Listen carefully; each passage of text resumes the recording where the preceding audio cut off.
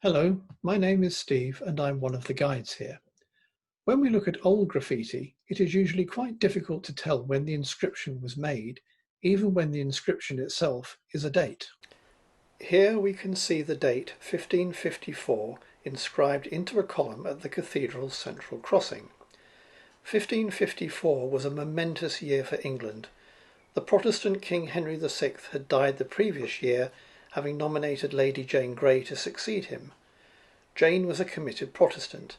However, Henry's elder sister Mary, who was a Catholic, claimed that she was the lawful successor to the king, and her supporters rose up and finally defeated Jane at the Battle of London on the 9th of February of 1554. Jane was already a prisoner and was executed by beheading shortly afterwards on the 12th of February.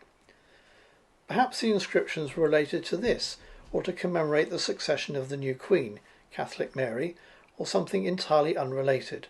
We shall never know. One thing we can do, though, is consider the probability of the graffiti having actually been inscribed in 1554. Let's consider the script for a moment. You see these slightly runic-looking fives? If we go along the north choir aisle a few feet, we will come to the tomb and effigy of Thomas Bennet. He was the precentor, a senior member of cathedral clergy who died in 1558.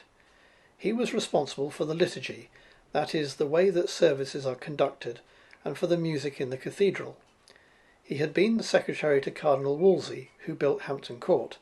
He was also the bishop's representative during the incumbency of Bishop Lawrence Campaggio, who was the last Catholic bishop of Salisbury, and who, despite being bishop, never once set foot in the cathedral. Perhaps when he died, Thomas felt that he should be allowed to be buried close to the high altar, a privilege not usually given to precentors. When we look at his tomb, we see Thomas portrayed in a cadaverous state. He lies naked except for a cloth across his loins, and he is in his shroud on top of a rush mat. This is an example of macabre art, and he is telling us that life is transitory. No matter how important we are, in death we all end up the same way. His tomb would have been richly coloured, and on the wall behind him there was an image of Thomas dressed in academic robes. There is rich symbolism here. If we look at his feet, we can see a skull to remind us of death, and a mole, another symbol of death.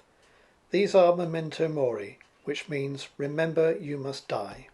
On the wall above his feet we see the crucifixion scene, Christ on the cross, vandalised during the Reformation in the 16th century, or perhaps the Civil War 100 years later. It is likely that Thomas ordered the chest on which he lies to be built before his death, perhaps in 1554, because if we look at the words in the canopy above, we can see that the date is clearly shown. If we move down to the head end of the chest, though, we can see that as he was not yet dead, they left the final year letter off.